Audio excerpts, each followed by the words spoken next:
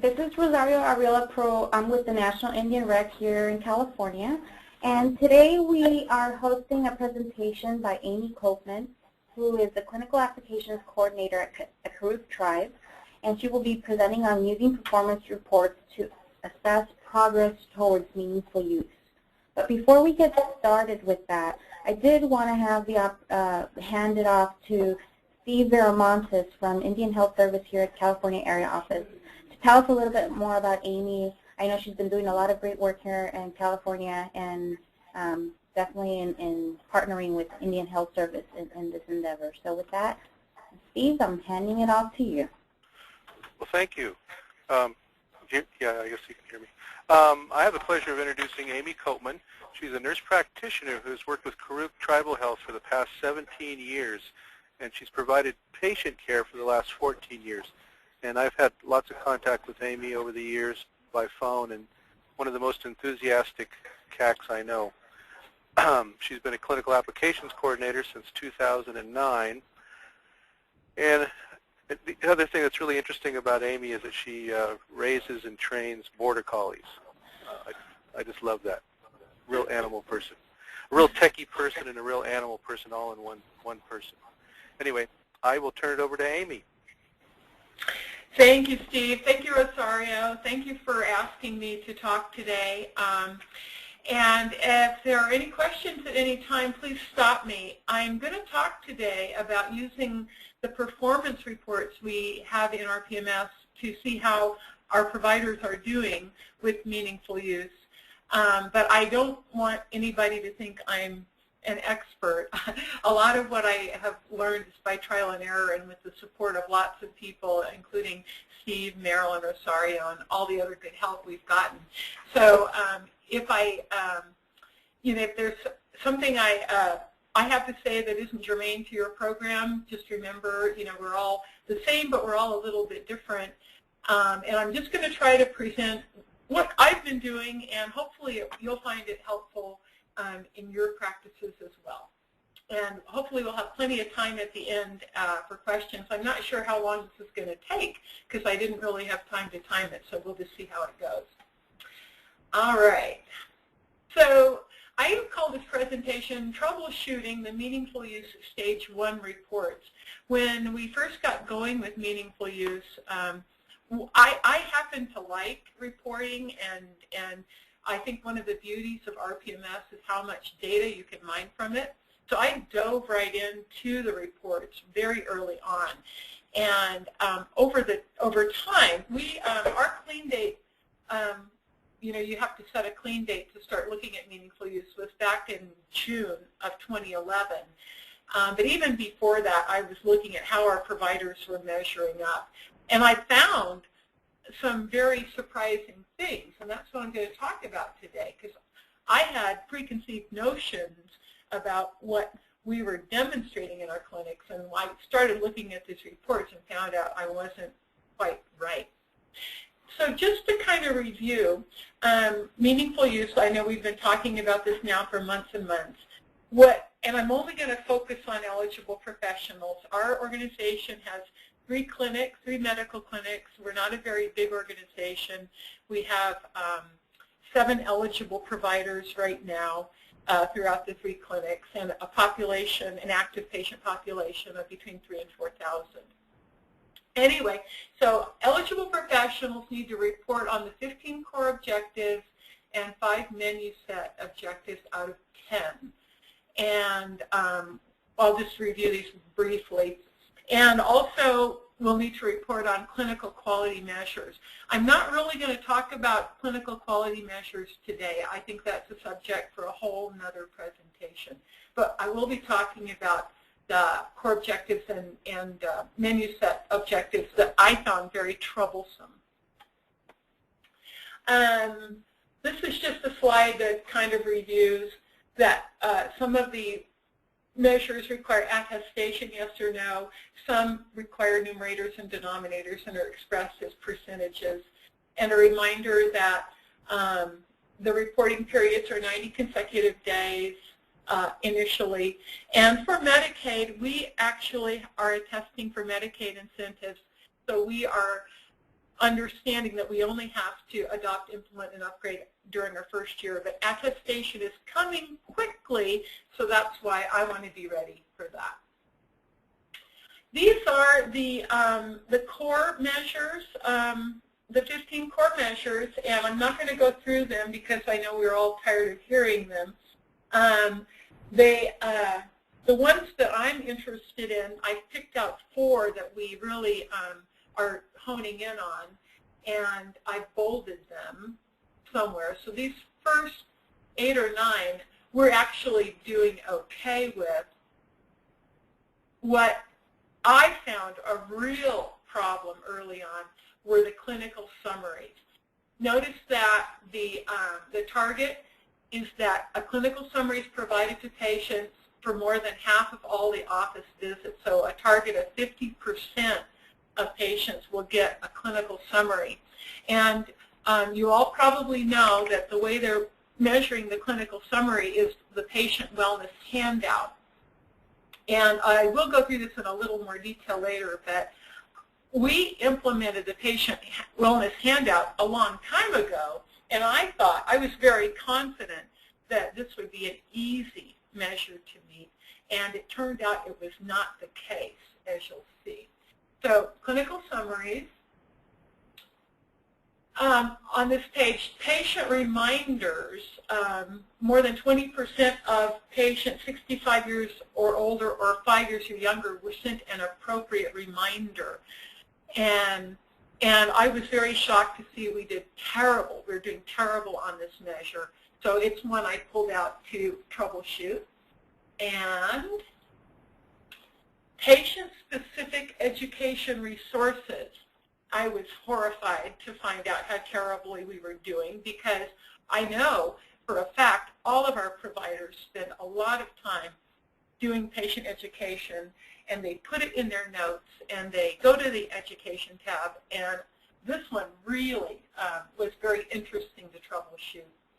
And finally, for today's purposes, medication reconciliation. This was another piece of the meaningful use pie that we really weren't performing up to snuff on. So I pulled that one out to have a look at. Okay, and these are just the last 2 measures that NU requires. So how to do the report, pardon me, the reports we look at are in our PMS roll and scroll. This is how it happens, and remember, everybody's menus in our PMS are a little bit different. I will be showing this on my live system in a moment, but just to kind of go through from the core menu, in our system we go to PCC, management reports, and then to meaningful use. And the slide just references all of those data. Okay, and now just to recap what I just said, the 4 measures that I found troublesome and problematic in our organization were clinical summaries, reminders, patient-specific education, and medication reconciliation. So let me just pop out of here, and I'll go to an RPMS window, and we'll go from there, and I'll show you my live system. I have a provider who agreed to let me use him as an example. His data are not perfect, but he's okay with that, and I really appreciate it, because it was in looking at his data that I got kind of tipped off to some of the pitfalls that I had not realized were occurring. So I skipped the earlier menus here. I'm already at the PCC managed reports, meaningful use performance reports. So I want to look at stage 1 NU performance report for EPs. This just explains what it does, and so we're going to enter to continue. And a quick reminder, even though we've been told this, it is a good reminder that this does not verify incentive program eligibility. All this report does is tell you what your providers are doing. So even though you can run a report on a provider, they might not have met eligibility criteria. That's a whole separate thing.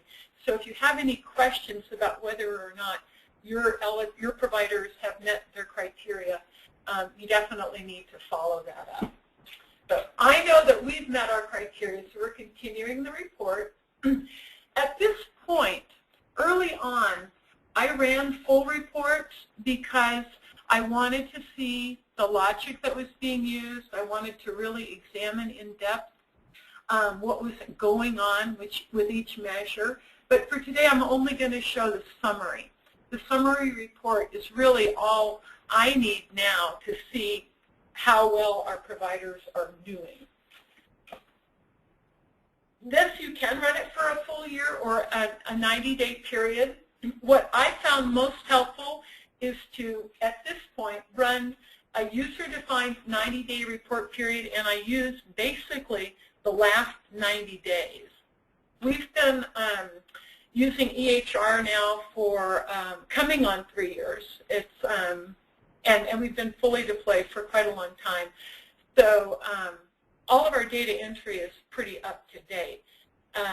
When I am ready to attest, or if I'm going to run reports that I want to save for auditors to look at, I would use a different period that, you know, a little longer ago to make sure everything was all entered. But just for my kind of surveillance purposes, I do the last 90 days pretty much. So I'm going to start on December 1st of 2011. And of course, the report calculates the 90-day period from that for you. I don't want to include previous period at this point because I'm just interested in what is the snapshot currently. In this case, I'm only going to look at one individual provider, but you can select as many providers as you want to see consecutively, or you could create a taxonomy list of providers. But I'm just going to look at one, and this is my guy that's allowed me to use him as today's example. I can't think of a reason you would want to include demo patients unless you were doing a presentation and you had a lot of demo patient data. So I'm going to exclude them. And it always asks you if you can attest yes or no for the provider for certain performance measures. So we will do this. And I always tell the truth. So we have some of these things configured. We did perform a test of information exchange using C32. So that's done. We did do our security risk analysis, so that is done. We do report clinical quality measures. We do generate patient lists. We do not have the personal health record installed at this point, so that's a no. And California State Registry can't accept electronic data from us at this point, so I just put there's no registry available. And as far as syndromic surveillance, we report from our PMS to IHS on influenza-like illness data and export that, so that's a yes. So that's all the attestation pieces, and those answers appear later when the report is generated. What I'm going to do here, and what I have done ever since I started watching this, is just print the report on the screen. I haven't found a good need to actually make hard copy, and I hate to waste paper. So we'll just print that on the screen, and we'll see what comes up here. It does take a few minutes to run the report. Any questions up to this point?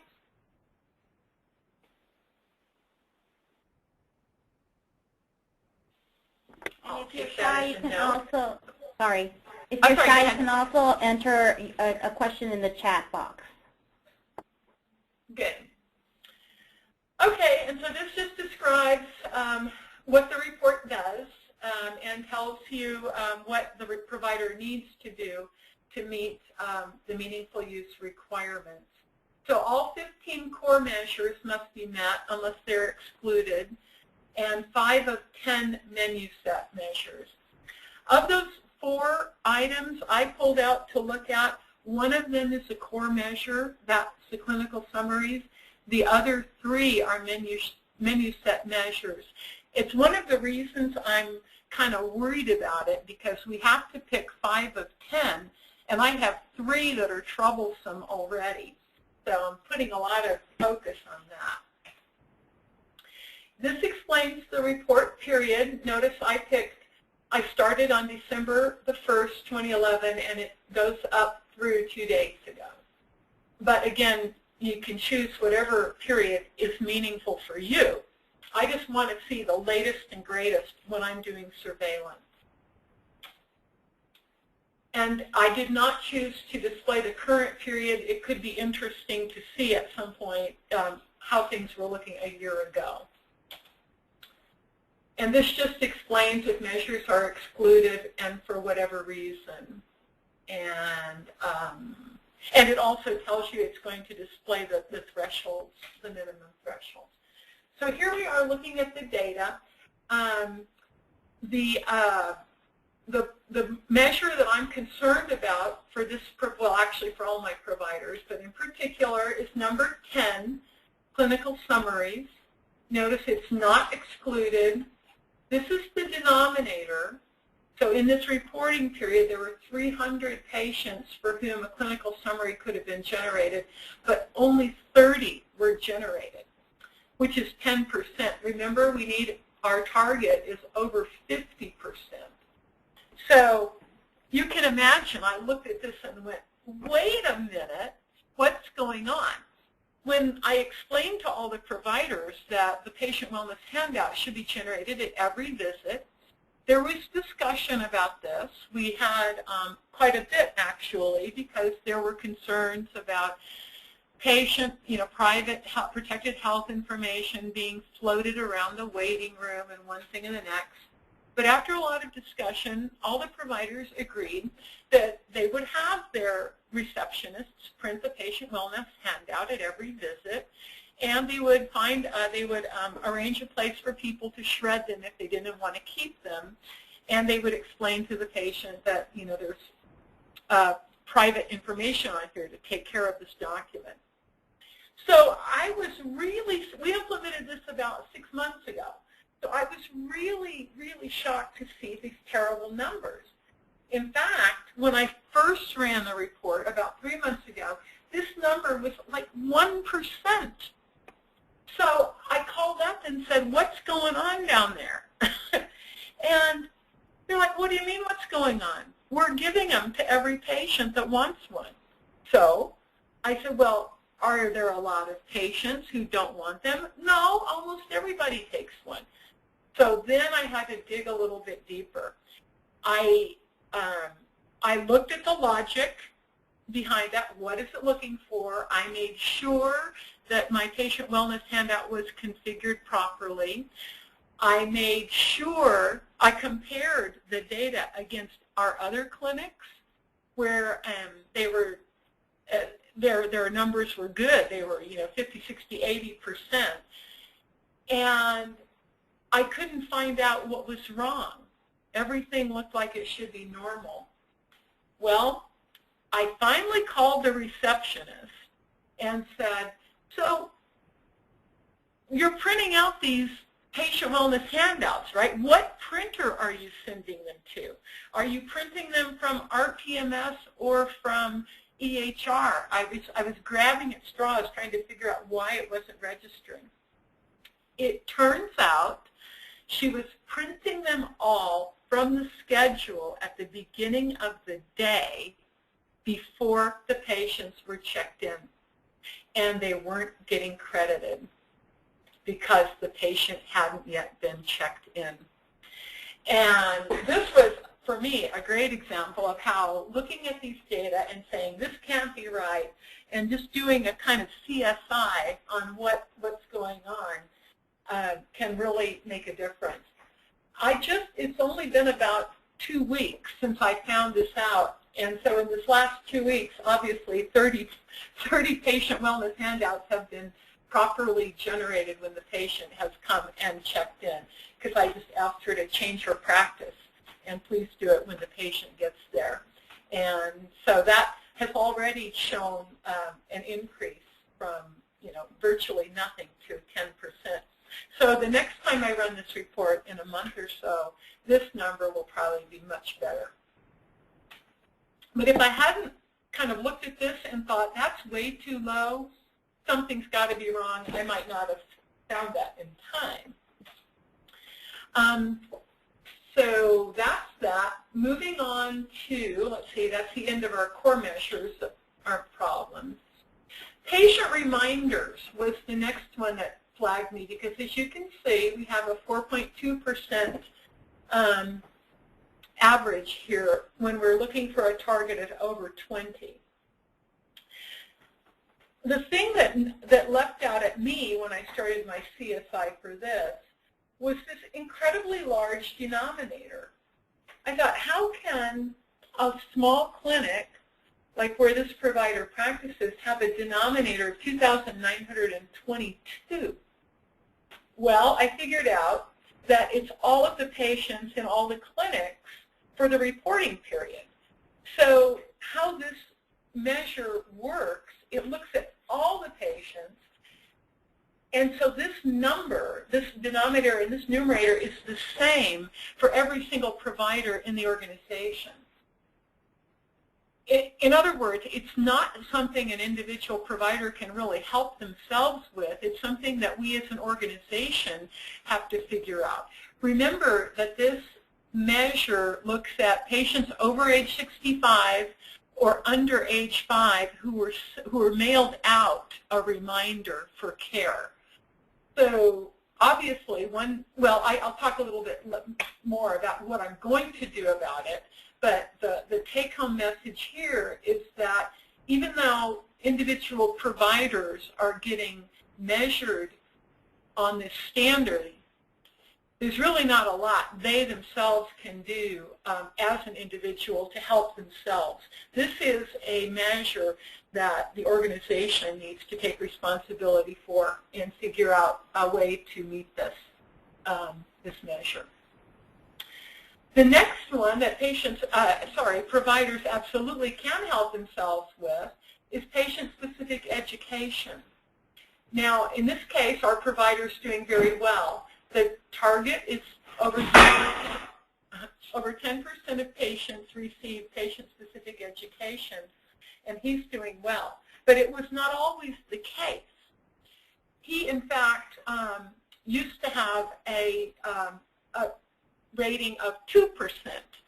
And what happened with this one, again, as I mentioned earlier on, I know all of our providers do education all the time. It's a huge part of what they all do. We have a lot of nurse practitioners who work for us. They're great teachers. They spend time doing it. They document it. What my CSI on why the education numbers were so bad uncovered is that the only education documentation that counts for this measure is an education topic in our PMS with the appendage L for literature. So regardless what topic the provider is discussing, whether it's hypertension, diabetes, obesity, birth control, lifestyle changes, if they don't document on the education tab or somewhere that they handed out literature, it doesn't count. That was a huge eye-opener for me, and one that I never would have been intuitively aware of.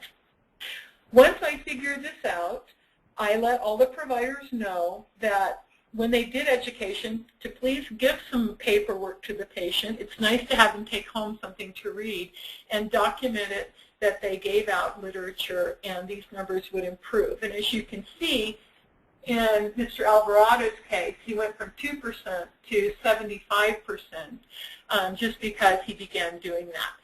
It turned out our providers, even though they may have been handing out literature, didn't think they needed to put that in there. You know, they documented all their other stuff they were teaching. So that was something that is worth sharing, because it took me forever to figure that out.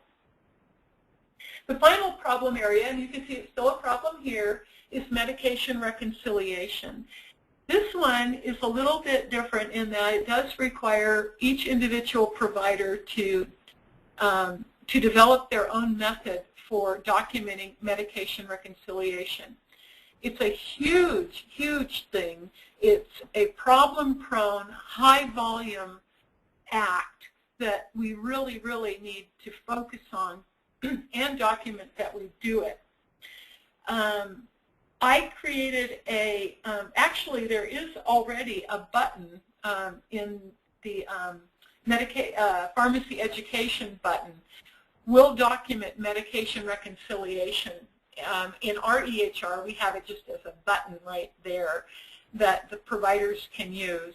I also created a reminder that they can use, a clinical reminder to do that, and that will put the teaching in the right place. They also know how to do it on the education tab. I've tried to make it as easy as possible for them to document medication reconciliation, but as you can see, I still have a long way to go. I know that providers talk about medications all the time with their patients, but getting them to document it is going to be a real challenge.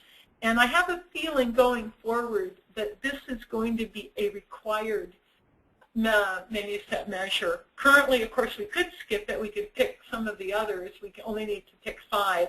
But it's so important and so critical to safe patient care, I bet it's going to be required. So I'm currently trying to train the providers to use the documentation tools we have set up for them in EHR to make sure that they capture what they're doing. This particular provider it's not really showing on his case, but I do have others who improved from 9% to 22%, and one who went from 35% to 67% in just a 90-day period. So it can be done. It just requires eternal vigilance. Let's see. And so the rest of these are attestation are okay. So that's pretty much that. Let's see what I've got back here.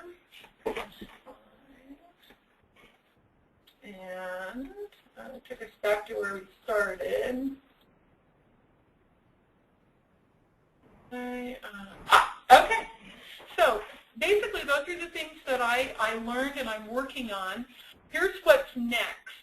I'm going to work with others in our organization, probably the quality assurance team, to develop a plan for sending out reminders. Remember, that's the one that the under age 5 and over age 65 that need to have stuff sent out, and the providers can't really help themselves because it's organization-wide. I'm sure we'll come up with some routine plan for doing that. I'm a little bit, as an electronic kind of person, I'm a little bit miffed that we have to mail stuff out, but I guess we're just going to have to do it for now. The next thing, well, of course, ongoing, I'm going to continue monitoring all the core and menu set measures, and I keep looking for things like I've just described, things I found, outlying data, problem areas, and I'll just keep doing that. And the next big project will be to evaluate the provider clinical quality measures, CQM, as we like to call it, using the CRS meaningful use reports in RPMS, and also iCare. I like to use iCare to look at the meaningful use reports. If anybody else is out there using it and likes it, I'd like to hear your experiences too. I find that visual representation of the provider CQM is very helpful. I just started really looking seriously at some of the CQM measures, and as I said, it's going to be a topic for a whole nother thing, because some of the logic is very, what's the good word for it, convoluted. Some of the things they're looking for, why you get 0% results, is not intuitive, and I think I think the whole CQM issue needs a whole lot of scrutiny, and I'd be happy, I will be happy to let the developers know. I already have been in touch with some of them, but that's a whole other thing. But it's definitely a piece that, you know, we CACs and people who support our providers in helping to meet their measures are going to have to work on. Hey, Amy. Yeah. I just want to throw a plug in here for our best practices meeting, which is coming up in April 23rd through the 26th, I believe, 24th through the 26th. And on Thursday, April 26th, we're going to have a 4-hour session on eye care and meaningful use, helping you monitor for the clinical quality measures. So you guys will see that coming, and what we're going to actually do is have people come over. It's going to be at the Holiday Inn downtown Sacramento, but we're going to have people come over to the area office so that they can get to their databases and do these reports that way. So, you know, I think I'm going to have to come to that, Steve. Oh, good. I'm just going to have to, yeah. Okay, well, that's pretty much all I have to share with you today. This is the IHS and Regional Extension Center contact info. You can see our more than helpful people up here. And questions?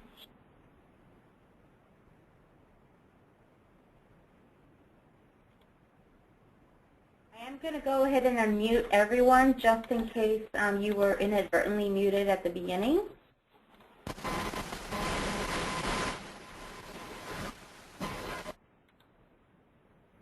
Okay. Okay, with that, we will open the floor for questions.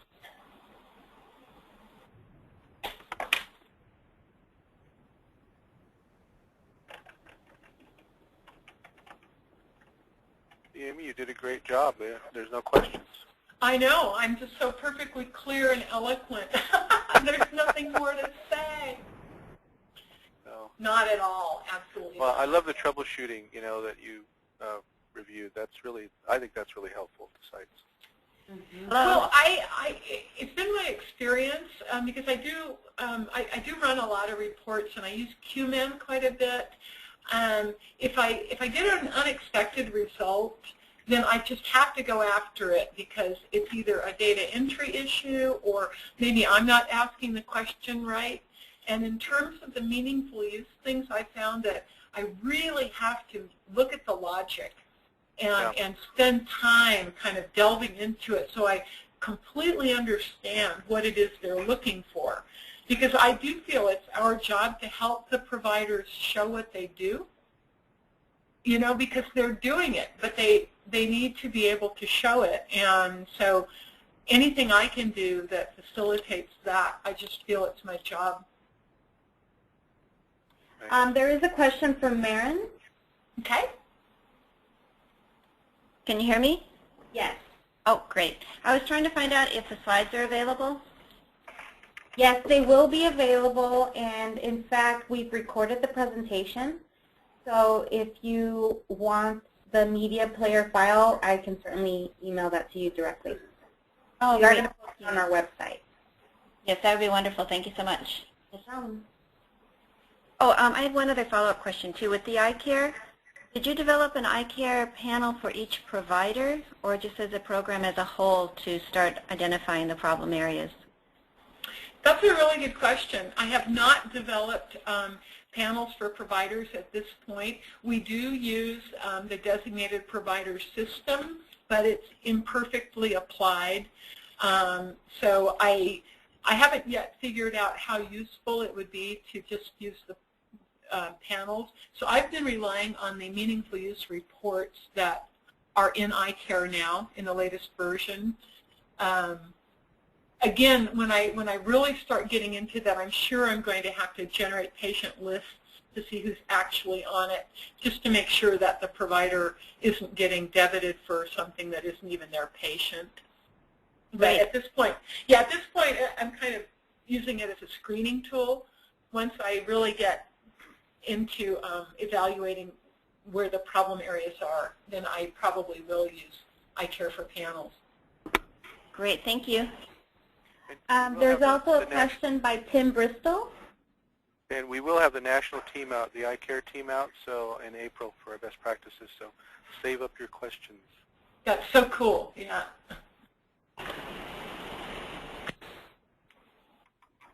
Tim.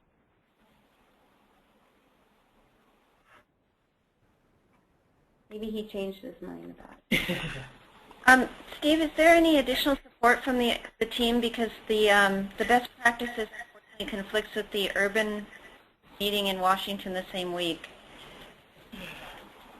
Well, I know they're going to do some other training, but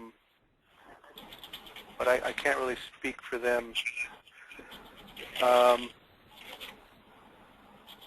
Yeah, I mean, my best advice to sites is divide and conquer.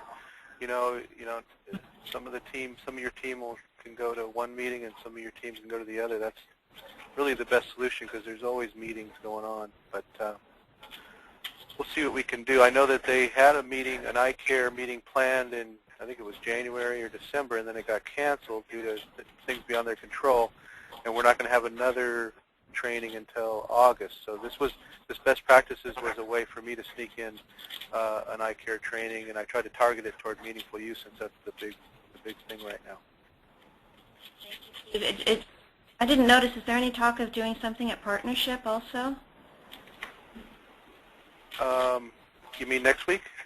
Oh, no, I mean the Partnership in Reno in April? I don't think so. At least I wasn't involved in that part. I wasn't involved in the partnership meetings. Not sure. All right, thank you so much. All right. Okay. If you have questions and you're having trouble with your microphone, or for some reason we're not able to hear you, please do type your question in the chat box, and we will share that with the group. If we could just give folks like 30 seconds.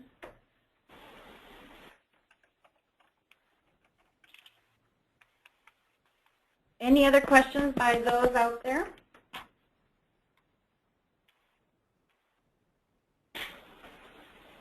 Okay. Well, then with that, we will go ahead and post this presentation.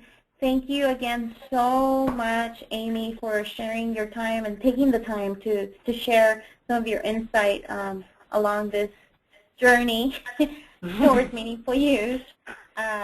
We're really grateful for your assistance with this, and thank you again for taking the time. And of course, to all of you, thank you for taking the time out of your busy day to sit in and reflect on this stuff. There is a lot more to come. We are actually going to be hosting a meeting starting, let's see, on March 15th. We are going to be having a third-party security software training, also WebEx, and that will be presented by Caleb Clark, who is the Information Systems Officer at SNAC here in Sacramento. So again, it's an opportunity for folks to learn a little bit more about privacy and security software, its functionality, and its critical part in achieving stage 1 meaningful use. So this information, you will be getting an invite for it, but I just thought I'd share it with the group. Great. Great. Well, thank you all. Enjoy the rest of your day. Stay dry. Thank you so much, Rosario. Thank you, Steve. You're welcome. Thank you. Thank Bye. you. Goodbye, everyone. Bye-bye.